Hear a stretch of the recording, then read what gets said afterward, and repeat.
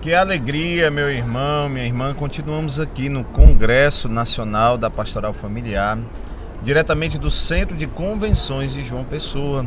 Mais um episódio do nosso podcast, o PasFam Podcast, PasFamcast, né? Desde a manhã de hoje nós estamos aqui trazendo todos aqueles que estão envolvidos no processo de criação e também os palestrantes deste congresso que reúne pessoas de todo o Brasil. Nós temos aqui em João Pessoa a presença de todos os estados da Federação Brasileira. Então é um momento muito especial para a igreja no Brasil.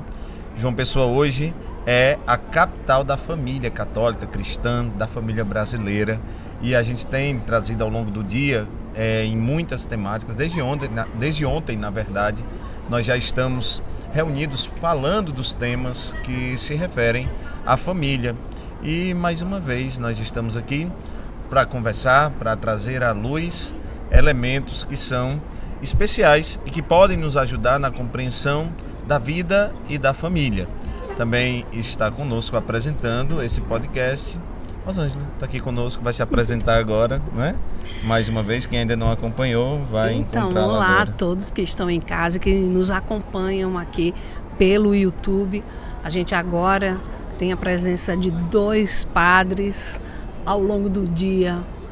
Padre Mário já conversou com várias pessoas e aí a gente está aqui para conversar, porque a programação tem sido intensa, né, Padre Mário?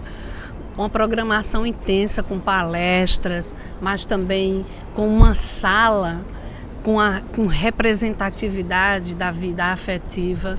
Então a gente fica muito feliz em saber que a igreja tem na pastoral da família pessoas que abraçam, acolhem, seja qual for a situação em que você viva na sua vida, mas especialmente em relação à família. Quantos pais se revestem de coragem para enfrentar o vício do filho, não é? Os próprios filhos, para rezar pelos pais, o pai que tem lá o vício do adultério, o vício da bebida e tantas outras drogas, lícitas ou ilícitas, mas que trazem um desequilíbrio para a família. Então, assim, eu fico muito feliz. Hoje, tudo que eu ouvi acolhe muito a família, abraça muito a família, conforta a família e, principalmente, encoraja para a vida, mas uma vida com fé, né? Porque enfrentar os problemas existem para todos, mas a gente com Jesus, a gente com fé, com esperança no coração, é tudo muito diferente. Com certeza. E nesse episódio nós temos a alegria de receber o Padre Rodolfo Chagas Pinho. Ele é assessor da Comissão Episcopal Vida e Família da CNBB e também secretário executivo da Pastoral Familiar. Também acolhemos o Padre Elvis Feliciano, que é aqui do santuário, é pároco do Santuário São Judas Tadeu, de João Pessoa, está aqui conosco e nós queremos, eu acho que se está faltando alguma credencial, por favor. É assessor eclesiástico da Pastoral Familiar, Regional Nordeste 2. Vamos pedir aqui que eles possam também ir se apresentando um pouquinho logo no início. Padre Elvis, seja bem-vindo. Muito bem, boa noite para todos vocês. Uma alegria estarmos aqui falando, refletindo, aprofundando esses temas inerentes à família, né? Parabenizar o trabalho do Padre Mário, que tem se desdobrado bastante também nesse congresso. Também a nossa Rosângela, né? Que também está na equipe acompanhando tudo isso. Eu sou daqui da Arquidiocese, da Paraíba, mas a gente tem 2 atribuições, que é assessorar a Comissão Vida e Família no Regional Nordeste 2, que compreende Alagoas, Paraíba, Pernambuco e Rio Grande do Norte. São 21 dioceses, né? Então a gente é solicitado para conferências, assessorar as assembleias. E também na nossa comissão existem 3 setores, que é o casos especiais, o pré-matrimônio, pós-matrimônio, e existe 2 serviços, que é o serviço do Núcleo de Formação e Espiritualidade e o Serviço à Vida. Eu sou o assessor nacional do Núcleo de Formação e Espiritualidade e Formação e Espiritualidade a nível nacional. Então a gente tem se desdobrado bastante, como muito bem o Padre Mário disse aí, E ainda disso, tudo isso tem a paróquia, né? Aqui em João Pessoa, para a paróquia toma o tempo da gente. Mas estamos aqui à disposição para conversar, Padre Rodolfo. Uma alegria imensa, enorme só estar aqui conosco, né? Tem também feito um trabalho espetacular na nossa... Tem se doado, abriu mão até da paróquia, da diocese, está morando até lá em Brasília, para ficar 100% liberado para esse trabalho da pastoral familiar. Então, estamos aí à disposição, né? Padre Rodolfo, bem-vindo.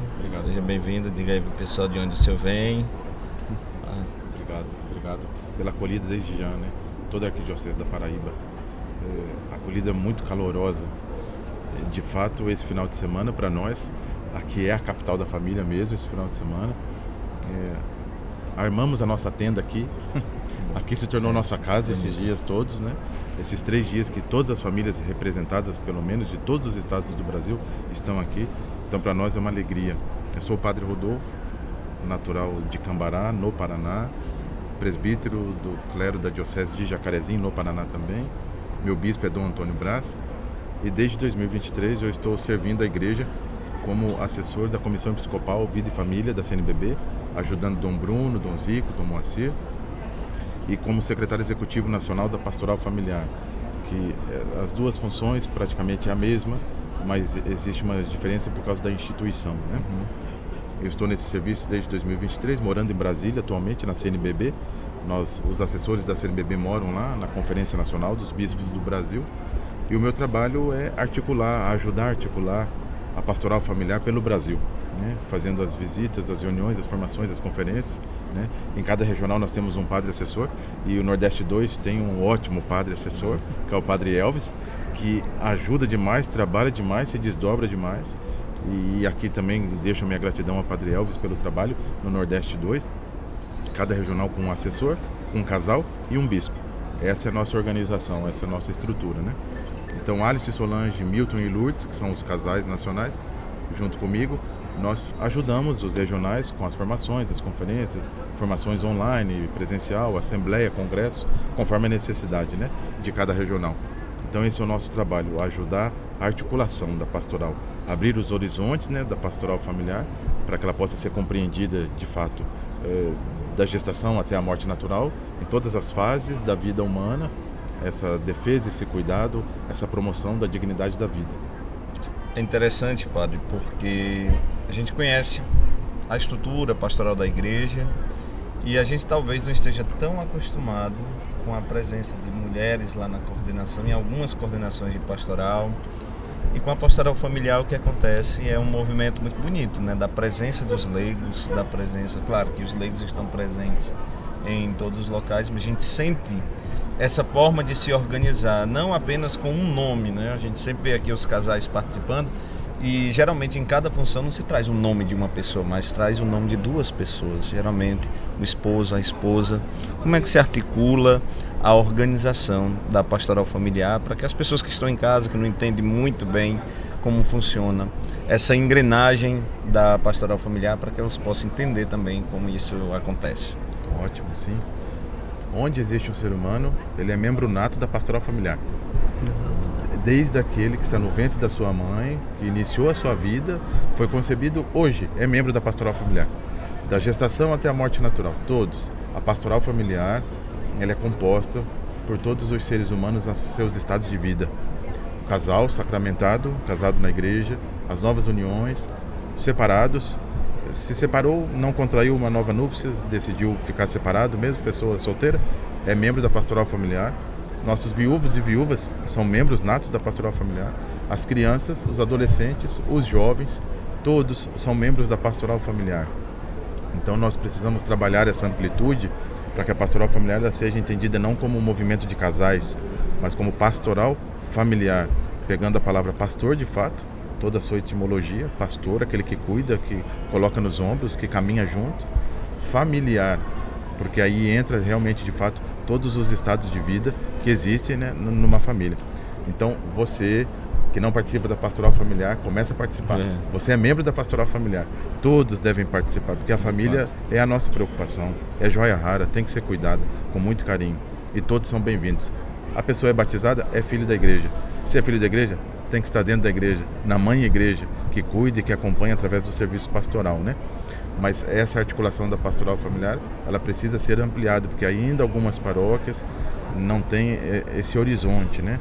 De olhar a pastoral familiar de fato como familiar, né? E acabam olhando apenas como o casal, às vezes, e até mesmo o casal sacramentado, né? E acaba não dando assim lugar e um olhar misericordioso para as outras realidades que nós temos, né? Inclusive, antes de começarmos aqui, nós estávamos falando dos casos especiais da pastoral familiar. Assim, existe uma organização, assim, alguns setores que a pastoral trabalha diretamente. E aí, Padre Elvis poderia nos ajudar dizendo quais são esses setores, inclusive explicar um pouquinho que existem também o setor de casas especiais para que as pessoas... Porque às vezes tem gente que está em casa, ele vê falar da pastoral familiar, por exemplo, a gente tem nas paróquias, o pessoal está lá com a camisa pastoral familiar, você chega no curso de noivos, está lá a comunidade, né? O pessoal está usando a camisa da pastoral familiar e a gente fica meio sem saber como é que, em que a pastoral atua, onde ela se encontra dentro da vida da paróquia, se extrapola as dimensões da vida paroquial. Quais são as dimensões que a pastoral toca diretamente? Pois é, pegando o gancho da pergunta sobre os leigos, né? A presença dos leigos na pastoral familiar, como também outras pastorais na igreja, é desdobramento do Concílio Vaticano II, né? Aquela carta belíssima apostólica que eu citei, depois os documentos do CELAM acentuaram bastante a questão daquela tríplice dimensão do batismo, né? Rei, profeta e também sacerdotal, né? Essa dimensão oblativa que nós devemos ter. Então, o próprio Espírito vai nos impulsionando, né? Como ele vai localizando a gente aí nesse sentido. A pastoral familiar, quando ela iniciou, no primeiro momento, como eu acho que todo movimento da pastoral, ela começa de forma muito tímida, né? Algumas pessoas, até no início se pensava que era para fazer um contrapeso com o SCC, porque o SCC praticamente um dos primeiros serviços, movimentos que trabalha com... O SCC trabalha com o matrimônio, com os vínculos que o SCC traz é do matrimônio, né? É tanto que as fases que o matrimônio, que o SCC pede tem que ser casado, né? Com o sacramento do matrimônio. E depois, é claro, existe a família do ser, e uma dessas famílias do ser foi justamente preparar jovens que pedem o matrimônio nas nossas paróquias. E é claro, quando chega a pastoral familiar é como se fosse um grande guarda-chuva. Padre Rodolfo foi muito feliz aí nas apresentações. É um grande guarda-chuva que é onde tem gente, tem pastoral familiar. E esses casos especiais, quando começou, era justamente essa questão de segunda união, que sempre os papas falavam da questão, por exemplo, da frequência, da aproximação dos sacramentos, né? Mas não com a forma assim de preconceito, coisa parecida, mas e aos poucos foi se tomando esse entendimento de acolher, de conversar, pelo menos dialogar, porque quando uma pessoa desmantela o seu casamento, ela já está sofrida já, né? Então chega na igreja, ainda tem outro peso, né? Então os casos especiais foi tomando esse leque aí. E recentemente, depois da carta de 86 com a Familiares Consórcio, o Papa João Paulo II pediu chamou até de pastoral dos recasados, né? E aí parece que chegou a entender que os casos especiais era somente para trabalhar aqueles de segunda união, aquelas pessoas que inclusive com chavões até certo preconceituosos e até sonava até como uma certa ofensa, né, para aquelas pessoas. A pastoral chega aí nos anos 90 e muitos padres e muitos ministros ordenados tinham a pastoral familiar como para preparar para os casamentos, né? E depois ela foi tomando esse leque, foi ao ponto de tirarmos esse termo segunda união e colocar casos especiais, né? Casos especiais. Então ali está o padre Rodolfo já lembrou aí, é defender a vida desde a concepção até a morte natural. Isso aqui não é uma tarefa simples, né? Isso aqui não é uma coisa muito simples. Então a gente se apoia no magistério da igreja, a gente se apoia nos documentos, por exemplo, o documento do Papa Paulo VI sobre a Humanae Vitae, né? A questão da paternidade responsável. Aí a gente já entra, os casos especiais trabalham justamente nas questões, por exemplo, de adoção, né? Essa defesa da vida, somos contra o aborto, é claro, em defesa da vida desde a concepção, então tudo isso precisa de uma orientação e um encaminhamento bem definido, bem aprofundado, porque então estamos lidando com pessoas, né? E estamos atentos à voz da igreja. Ele vai se ampliando, né? Esses casos especiais. Além disso, vai se ampliando. É interessante o que o senhor falou, e tem uma coisa que é relevante, assim, às vezes a gente termina se prendendo a alguns termos, algumas pequenas questões que são importantes, são relevantes, mas existe um leque muito maior de questões que precisam ser tratadas na pastoral familiar. Eu lembro da Amoris Laetitia, que talvez tenha sido um dos documentos mais polêmicos em relação à família, um documento lindo, pós-sinodal, que vinha trazendo a beleza da vida familiar e resumiram o documento inteiro a pergunta, sim, comunga ou não comunga os casais de segunda união? Então eu acho que, pelo que eu estou entendendo, a pastoral traz essa missão de dizer assim, não, aqui tem lugar para todo mundo. E de fato, pelo que o senhor falou, padre, na pastoral familiar tem que ter o lugar para todo mundo, porque foi concebido, já é pastoral familiar, né? Então é um ambiente aberto para todos. Como é que hoje, nesse contexto, que também é um contexto de muita polarização que a gente vive, a pastoral se posiciona em alguns casos muito firmes, né, em relação à defesa da vida? A igreja é muito clara, não existe outros modos, a igreja é muito clara na defesa da vida, mas como a gente promove através da pastoral familiar esse sentido de pertença e acolhimento dentro da igreja?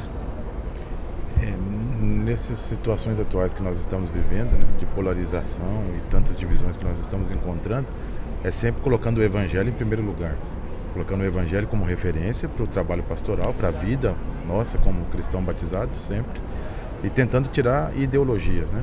Nós não podemos trazer ideologias para dentro da nossa caminhada de fé, porque aí nós vamos tirando o evangelho do centro e aí viramos ONG, e não somos, é pastoral. Então a pastoral se baseia no evangelho, na palavra, para fazer aquilo que o bom pastor fazia, o cuidado que ele tinha, como ele agia, como ele falava, da maneira dele, do jeito dele, como Jesus, que é a nossa referência, né? Princípio e fim de todas as coisas.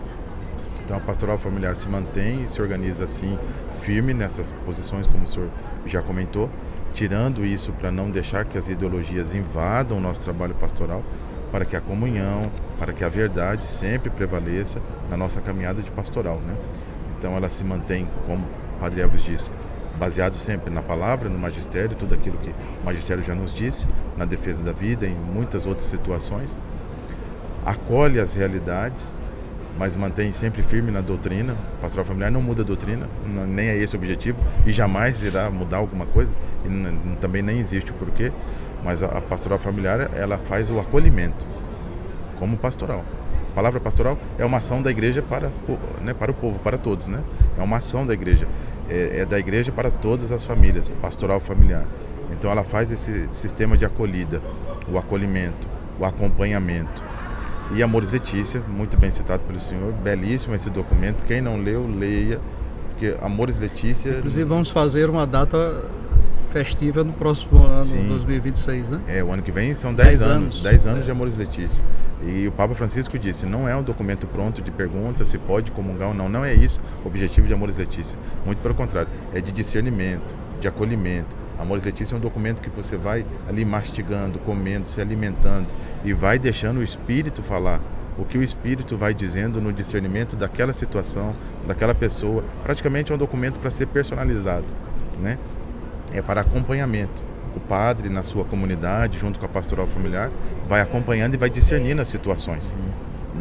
Papa Francisco diz, nós não podemos generalizar todas as situações, porque é uma pessoa, né? Quem está diante de nós é uma pessoa, é um ser humano, é individual, chega diante de Deus e diante do Padre, então cada situação é uma situação.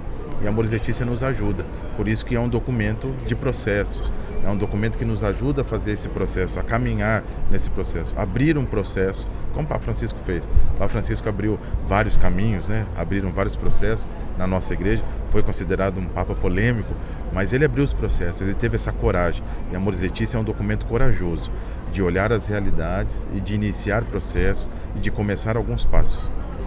Eu queria perguntar aos dois.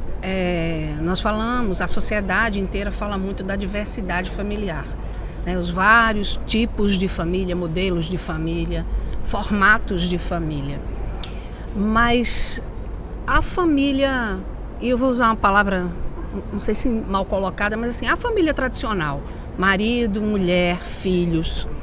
O desequilíbrio que acontece na família hoje, o senhor falou do encontro de casais com Cristo, mas o desequilíbrio familiar começa no relacionamento marido e mulher. De que maneira a pastoral familiar contribui, ajuda, apoia, aconselha essas famílias nos momentos de crise, nos momentos difíceis? Porque muitos casamentos poderiam nem ter acontecido e outros aconteceram, mas o casal não vive de verdade um casamento. É por isso que nós temos aí as novas, né, os novos relacionamentos, que eu acredito, e eu já tive depoimento de várias pessoas que tiveram um casamento sofrido, difícil, casaram novamente, mas sofrem por estarem distante da Eucaristia. E então, de que maneira, quais são as pilastras, os 3 pontos principais da pastoral no apoio a esse casal, desse casamento doente? Eu vou iniciar, depois o padre Rodolfo continua, né? Falando dos documentos, no magistério da igreja, o padre citou a palavra de Deus, que é a nossa carta magna, ou seja, o evangelho ali tem os valores, e a gente pode vivemos na cultura dos contras-valores, e a família é a primeira ela recebe essa carga toda, né, cultural. Inclusive tivemos uma palestra aqui sobre isso com o diácono Sérgio, foi muito feliz, apresentou os dados para a gente refletir tudo isso. Quando se fala do magistério da igreja, o desdobramento do Concílio Vaticano II, em alguns documentos, sobretudo os documentos do Senado, se fala de uma pastoral de conjunto. E nos princípios da pastoral familiar, a gente traz isso aqui. Então, como um pouco para sanar, o padre vai colocar talvez algo mais específico, como um pouco para sanar essas dificuldades, esses desafios que se apresentam na família, cada pastoral na igreja, cada movimento, cada espiritualidade também dá sua colaboração, né, sua contribuição. Nós temos na igreja, por exemplo, famílias novas, né, que traz a espiritualidade dos socolarinos, né? Nós temos a equipe Nossa Senhora, que traz a espiritualidade mariana. Então, o Papa Francisco, quando escreveu a carta Evangelho Gaudium, ele disse que um dos desafios, de se apresentar tantos desafios na família, não somente na família, é a nossa espiritualidade. Até ele cita lá, não me vem agora o número, da Evangelho Gaudium, a questão da se a gente tivesse consciência aprofundado a nossa espiritualidade cristã, muitos problemas seriam resolvidos, né? Então, pode sim até dizer que existem muitos arranjos de família, né, padre? Arranjo de família. Às vezes, as pessoas... Nós vivemos ainda aquele fenômeno entre a família patriarcal e a família nuclear, né? A família patriarcal sofria até o fim e dizia e colocava até realmente, como dizia no altar, né? Nós, até que a morte os separe, mas a gente tem aquelas dificuldades todas, e levava aquele casamento até o fim mesmo, com todos os desafios. Já no casamento nuclear a gente já vê uma certa... Amanhã, por exemplo, o Dom Paulo Jackson certamente vai tocar nesse Esses são assunto. conceitos que a pastoral adota. O senhor poderia esclarecer assim, quem está acompanhando, entender um pouquinho desses dois conceitos, que eu fiquei curioso, acho que é importante a gente ver. Pois é.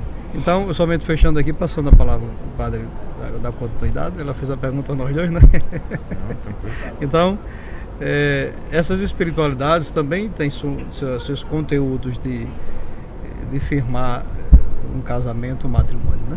Padre? Sim.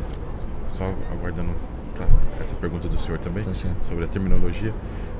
Esse acompanhamento se faz, acredito também, pela conversão. É necessária uma conversão. O documento de Aparecida já nos pedia essa conversão da mente e do coração. E se nós, enquanto igreja entendida, bispo, padre, diácono, religiosas e leigos. Isso é igreja. Quando a gente usa o termo igreja, é a galera toda. Exato. É todos nós. Então nós, igreja, precisamos passar pela conversão do documento de Aparecida. Muitas coisas ainda não caminham pastoralmente na igreja, porque muitos, igreja, não passaram por esse processo, não querem passar por esse processo de conversão. Essas situações limites, né, num casamento, situações de violência, como nós assistimos hoje, quanta violência contra as mulheres, né, dentro das casas, né? Exato. Isso é terrível. Não pode, todas as mulheres que estão sendo violentadas precisam denunciar, por favor. Nós precisamos cuidar. Feminicídio, jamais. Deus nos livre desse mal. Mas é necessário passar por essa conversão para poder acompanhar situações limites, outras situações que aparecem, situações novas, né, que aparecem também diante dos nossos olhos, sem o preconceito, porque a conversão vai tirar o preconceito do nosso coração. Porque às vezes, antes de dar o evangelho, nós ficamos com preconceito, com diversas situações que podem aparecer diante de nós. Então a conversão vai nos ajudar a olhar aquela pessoa não com rótulo, mas como ser humano, criado à imagem e semelhança de Deus. Intrinsecamente em cada ser humano tem a dignidade de filho de Deus. É Deus que criou. Deus criou toda criatura, é Ele. O diabo não cria nada, é Deus que criou. Então se Ele criou, tem sim, intrinsecamente, dentro de cada pessoa, a imagem e semelhança de Deus.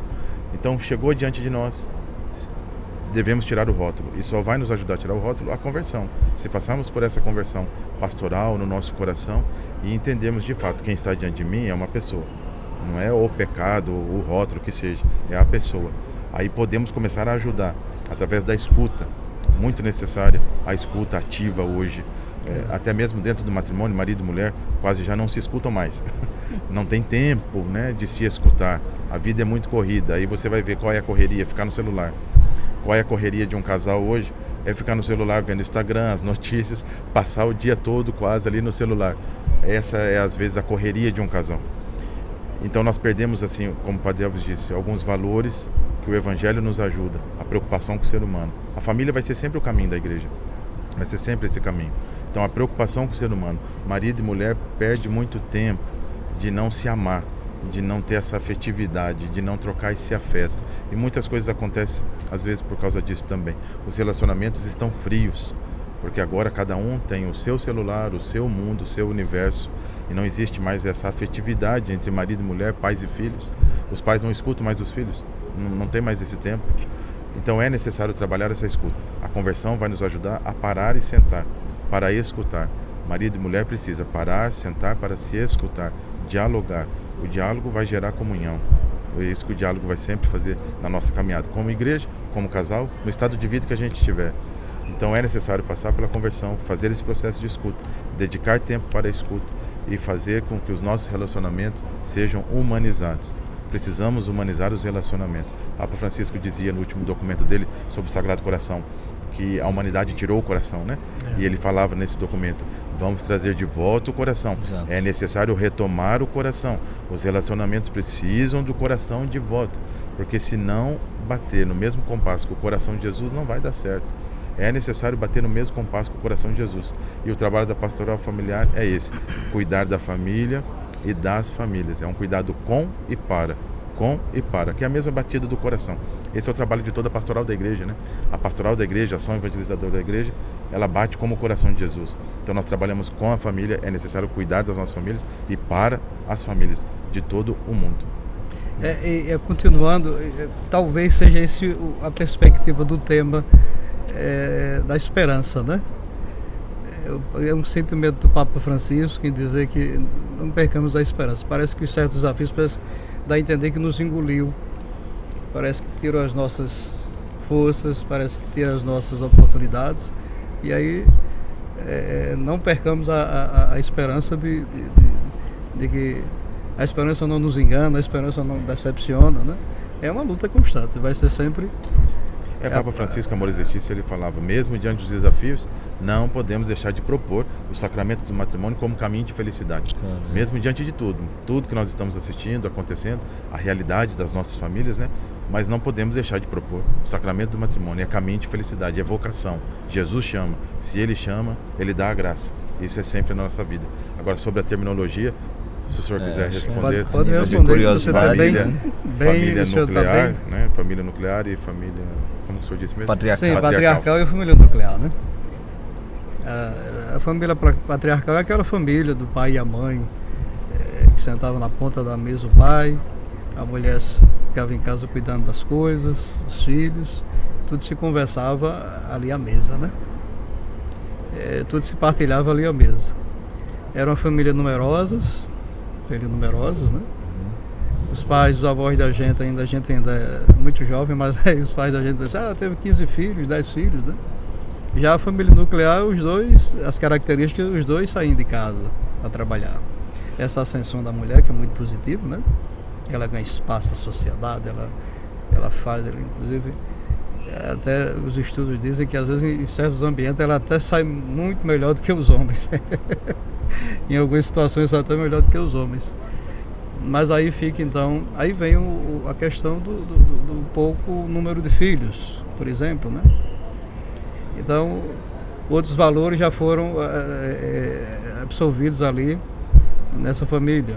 Como o senhor colocou muito bem, as redes sociais, antigamente as redes sociais eram dentro de casa, se conversava tudo ali. O pai e a mãe até optava em dizer que quem o filho ia casar, que a filha ia casar, né? Hoje já não é bem assim o fenômeno dentro da família nuclear. Um é melhor do que a outra? Não, são realidades, né? Foram épocas que foram se configurando. É melhor dos avós da gente? Não, eles também tinham os desafios deles, né? Eles também tinham dificuldades.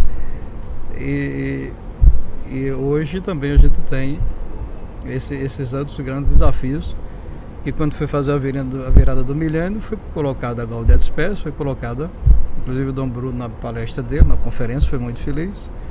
Foi um dos temas, dentro dos 4 temas, a família, as urgências da gente cuidar bem da família. Por isso que a pastoral familiar, não sei se a gente vai ter essa oportunidade de falar, a pastoral familiar não para de produzir material. A gente tem bastante material. A gente tem até um material para o namoro, tem até um material para ensinar um jovem casal a fazer um projeto de natalidade, né? Dos métodos, como deve ser. A gente tem até um documento para conversar com um casal de segunda união, como a gente acabou de dizer. Então, tudo isso vem de contrapartida, ou seja, vem na contramão desses contravalores que a família está bastante exposta, né? Inclusive Dom Bruno disse, se não me engano foi ele que disse, que é necessário que a pastoral familiar ela se integre, ele falava com muito entusiasmo, a integração entre a pastoral familiar e a catequese. E eu até pergunto a vocês, como é que a pastoral familiar ela pode integrar não só com a catequese, mas com tantas outras dimensões que existem dentro da igreja, outras expressões pastorais que existem. Como que a pastoral pode encontrar esse caminho de aproximação? Eu sei que os senhores se ocupam com essa pastoral e ela é muito ampla. As pessoas que a gente conversou hoje aqui, não foi, Rosângela? A gente descobre de cada uma dimensão e é um negócio já tão amplo que a gente se pergunta assim, o bispo ali está dizendo que ainda é para juntar com a catequese, que pode juntar com não sei o quê. Diga, esse povo ninguém dorme mais, né? Às vezes eu chego com amigos que trabalham em escritório e digo assim, vem cá, aqui além de tomar café e fofocar, vocês fazem mais o quê? Não é? Aí eu digo a pastoral familiar, né? Chega o senhor que está lá em Brasília, além de tomar café e falar de política, vocês fazem mais o quê? Como é que a pastoral pode fazer para também estar mais próxima dessas realidades da igreja? Nós entendemos a pastoral familiar como uma coluna transversal dentro da igreja, de uma paróquia, por exemplo. Porque onde existe ser humano, existe o trabalho da pastoral familiar. Então, a paróquia tem coroinhas, é criança, pastoral familiar. Tem grupo de adolescentes, pastoral familiar. Tem grupo de jovens, jovens é da pastoral familiar. Tem, por exemplo, geralmente, não generalizando, mas o apostolado de oração, às vezes é formado por idosos, Legião de Maria, são movimentos que tem pessoas mais idosas. Tem idoso, tem pastoral familiar. Então, nós precisamos entender a pastoral familiar assim, para propor o diálogo. A pastoral familiar não vai fazer tudo, é impossível, humanamente impossível, mas a pastoral familiar ela pode dialogar, propor, por exemplo, para os pais dos catequizandos na paróquia, propor o encontro Hora da Palavra. Nós temos o subsídio Hora da Palavra, são celebrações mensais para vivenciar ali a espiritualidade conjugal, fortalecer a espiritualidade conjugal. Então, por que não propor? Porque a pastoral familiar não procura a coordenação da catequese e propõe. Às vezes o padre lá na paróquia fica pensando, o que eu vou fazer com os pais das crianças da catequese? Pronto, Hora da Palavra, faça o encontro, o subsídio, propõe para eles, se reúnam ali, 10 pais, na rua, no condomínio, na vila, onde estiver, né, afins, por amizade que seja, e faça celebrações mensais. Vai fortalecer o vínculo matrimonial, a espiritualidade conjugal, vai crescer no amor, no perdão, na reconciliação, né, em todos os valores, e vai poder ajudar. Isso é uma proposta de diálogo, né? Nos pais dos coroinhas, por exemplo, quando tiver um encontro de coroinhas, um casal da pastoral familiar, um membro da pastoral familiar participando junto, falando sobre o sacramento do matrimônio para as crianças, para começar essa cultura vocacional matrimonial, até mesmo na catequese, pelo menos um encontro por ano, durante o ano catequético, era necessário que a catequese conversasse com a pastoral familiar para que fosse alguém lá e falasse sobre o sacramento do matrimônio para as crianças. É esse diálogo, entendeu? De fazer esse entrosamento. Pastoral orgânica, que a gente chama, né? Como corpo, imaginemos o nosso corpo, né? Os olhos vão ver a direção e quem vai caminhando é o pé. Nós vamos ver a comida, a mão traz a comida para a boca. Isso é uma pastoral orgânica, essa é a igreja, é o corpo de Cristo. Então nós precisamos às vezes assustamos mesmo, né? Como é que nós vamos fazer tudo? Como que a pastoral familiar vai fazer tudo? Não vai, jamais. É humanamente impossível até, né, pensar, porque a pastoral familiar, pensando ela como uma coluna transversal, ela tem que ser o grande diálogo de toda a comunidade paroquial, né? Conversar com todos os estados de vida que existe numa vida de paróquia, né? Propor alguma coisa para os idosos, um encontro com a pastoral da pessoa idosa que já existe, a pastoral da criança que existe na maioria das paróquias, porque a pastoral familiar não pode ir junto na celebração da vida, no dia que a pastoral da criança estiver junto, entendeu? É fazer essa proximidade. O INAPAF nos ensina, né? Um requisito para a comunhão é a proximidade. Então é essa proximidade, a palavra-chave da pastoral da Igreja Católica hoje. Precisa criar comunhão. Só cria comunhão se tiver proximidade. Então a pastoral familiar precisa tomar essa atitude de dar o primeiro passo, de propor.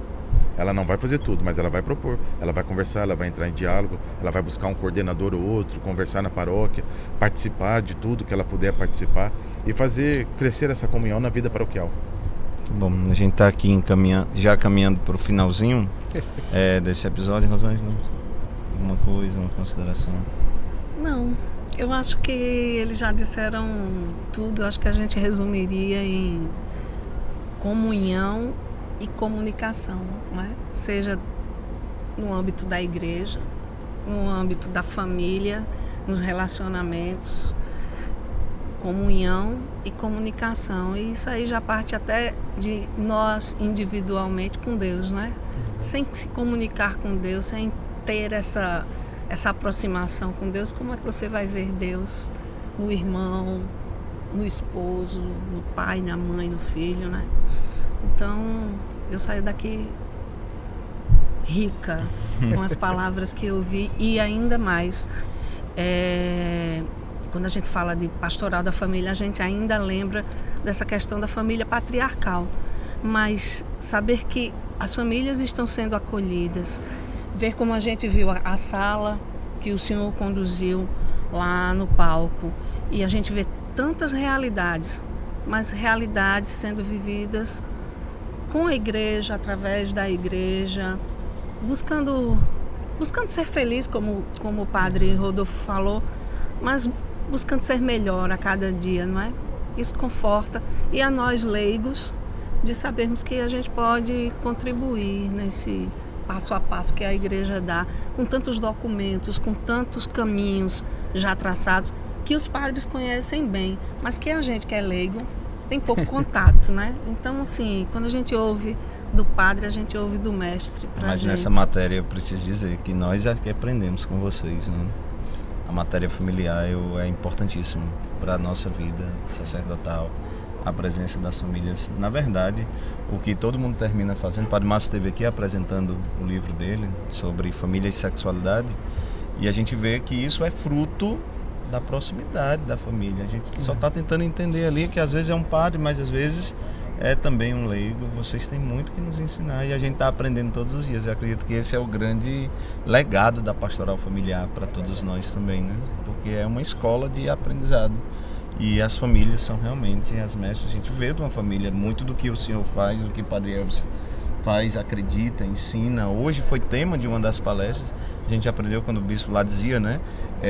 Você pode falar de caridade, mas se a criança vai no dia que a comunidade vai organizar a cesta básica para os pobres e a criança coloca ali o alimento e está junto, aquilo ali, aquele momento ensinou mais do que qualquer palestra acerca da caridade cristã, né? Então, muito obrigado. De nada. No tocante à família, isso que foi tudo colocado aqui, conversado por nós como igreja, ministro ordenado, também a gente tem que cuidar da família, porque ali é o celeiro das vocações. Aqui é outro tema, é outro podcast desse aqui, porque ali é onde estão as vocações. Por isso que esse cuidado, esse zelo, né? A gente precisa do médico, a gente precisa do motorista, a gente precisa do professor, a gente precisa do padre, da freira, precisa de um leigo engajado. Então é esse celeiro também, esse lugar de vocações. Então, rezemos pela família, né? Aqui nós encerramos o episódio de hoje. Rosângela, encerra esse episódio, por favor. Eu queria pedir para os padres. A gente está falando tanto de família, né? Então, que tal vocês terminarem com uma bênção para as famílias agora? Pode ser? Claro, com certeza, sempre. Nós vamos encerrar este momento agradecendo pela oportunidade, claro. E não se esqueçam, você que está nos acompanhando, o cuidado junto com a oração, ele sustenta o matrimônio. Então cuide um do outro, tenha esse cuidado, pais e filhos, filhos e pais, você que é solteiro, viúvo, separado, novas uniões, cuide, faça essa proximidade, tenha esse cuidado pastoral e esse zelo, através desse afeto, desse amor. O mundo está doente e só o amor pode curar. Então vamos curar o mundo, porque nós temos o remédio em nossas mãos. Deus é amor, sempre. O Senhor esteja convosco. Ele está no meio de nós. Pela intercessão de São José, de Nossa Senhora, São Luís e Santa Zélia Martã, este casal santo, Deus derrame sobre nós, sobre as famílias do Brasil, a sua bênção, em nome do Pai, do Filho e do Espírito Santo. Amém. Então, a gente encerra e aí daqui a pouco a gente tem o último episódio de hoje. Esteja conosco, participe, acompanhe. Nós ainda vamos ter todas as palestras do nosso congresso. Fiquem com Deus.